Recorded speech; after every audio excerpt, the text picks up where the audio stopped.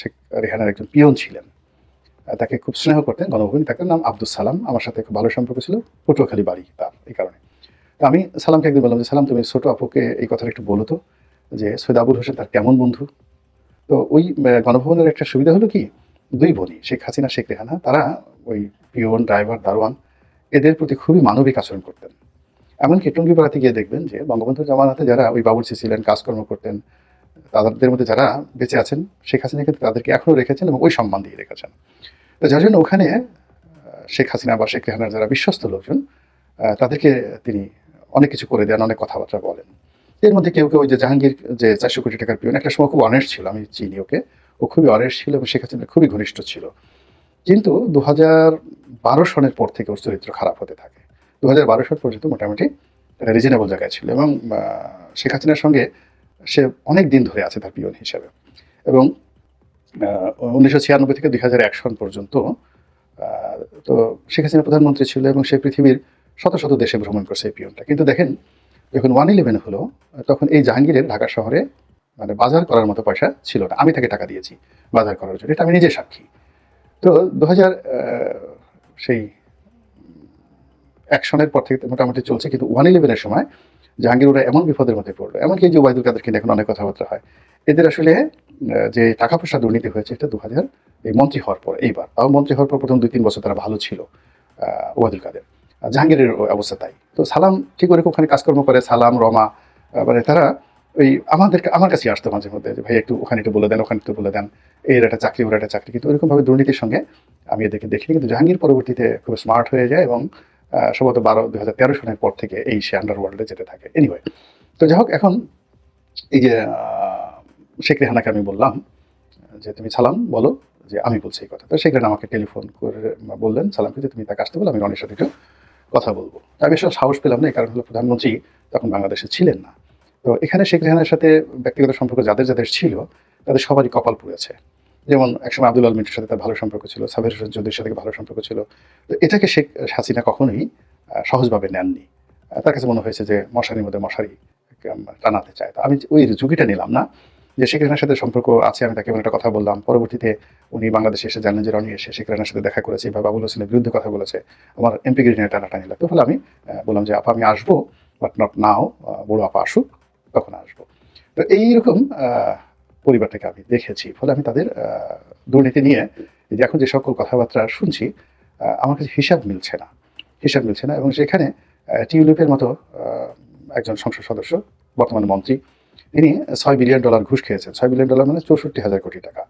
এটা একজন ব্যবসায়ী হিসেবে যাকে বলা হয়, এটা কোনো অবস্থাতেই সম্ভব নয়। আপনি ইংল্যান্ডে যেকোনো প্রপার্টি কিনেন, টাকা রাখেন, সেখানে $১ বিলিয়ন তো দূরের কথা, $১,০০,০০০ রাখাটাই বা £১,০০,০০০ কোনো কারো ব্যাংকে যদি থাকে, বিশেষ করে পলিটিক্যাল যারা লোকজন রয়েছে তাদের যদি £১,০০,০০০ কোনো বাড়ি থাকে, ও তাকে ১০০টা জায়গায় তাকে হিসাব দিতে হয়। ভীষণ রকমভাবে হিসাব দিতে হয়। তো সেখানে ৬৪,০০০ কোটি টাকা যদি সে ইংল্যান্ডে থাকে বা অফশোর ব্যাংকিং এর মাধ্যমে তার অন্য কোনো জায়গাতে থাকে, টিউলিপ নির্বাচনে আসতে পারত না, আসতেই পারত না। ওখানে পুরো সিস্টেমটা এইভাবে কাজ করছে। কিন্তু আমাদের বাংলাদেশে আমরা যে কাজ করছি, শেখ হাসিনাকে ছোট করার জন্য, ইউনূসকে খুশি করার জন্য, এই ধরনের নিউজ আমরা বাংলাদেশে খুব প্রমোট করছি, যা কিনা আমাদের দেশকে এক প্রশ্নের মুখোমুখি করে ফেলবে এবং ইংল্যান্ডের সাথে আমাদের সম্পর্কটি নষ্ট করে ফেলবে। এর কারণ হলো সে এখন ইংল্যান্ড সরকারের মন্ত্রী। ঘটনাটা হলো যে বাংলাদেশের কেউ অভিযোগ দাখিল করেছে বাংলাদেশের দুর্নীতি দমন কমিশনে। আপনি তো জানেন যে আমাদের দুর্নীতি দমন কমিশন কত সুন্দর। অভিযোগ দাখিল করে বলেছে যে এখানে $6 বিলিয়ন ঘুষ লেনদেন হয়েছে রূপপুর পারমাণবিক কেন্দ্র থেকে। তো বোঝার চেষ্টা করুন যে রূপপুর পারমাণবিক কেন্দ্রের টোটাল ব্যয় হলো $10 বিলিয়ন। $10 বিলিয়ন থেকে যদি শেখ পরিবার $6 বিলিয়ন ঘুষ খায়, তাহলে থাকে কয় বিলিয়ন ডলার? $4 বিলিয়ন। এরপরে যারা $4 বিলিয়ন ঘুষ দিয়েছে, তারাও তো আরো $2 বিলিয়ন দেশের বাইরে দিবে। তাহলে রইল মাত্র $2 বিলিয়ন। তাহলে আপনারা একটু মানে দুনিয়ার সবচেয়ে সেরা নেশা জাতীয় বস্তু খেয়ে দেখেন এবং ওখানে গিয়ে রূপপুর পারমাণবিক কেন্দ্রে আপনি যদি মাত্র এসএসসি পাস করেন এবং অঙ্ক জানেন, শুধু গিয়ে একটু দেখেন যে ওখানে আসলে কত টাকা এ যাবৎকালে খরচ হয়েছে। এই গেল এক। ২ নম্বর হলো যে এই নাসিরুদ্দিন হুজ্জার সেই গল্পের মতো যে বিড়ালে ১ কেজি মাংস খেয়ে ফেলেছে। তো তিনি সেই বিড়ালটাকে ওজন করলেন। তার স্ত্রী অভিযোগ করলো যে তোমার এই ১ কেজি মাংস বিড়ালে খেয়ে ফেলেছে। তো বিড়াল ওজন করার পরে দেখলো বিড়ালের ওজন 1 কেজি। তখন নাসিরুদ্দিন হোজ্জা বললো যে যদি বিড়াল মাংস খেয়ে থাকে তাহলে এই 1 কেজি তো মাংস এখানে, তাহলে বিড়াল কই? আর যদি মাংস না খেয়ে থাকে তাহলে মাংস কই?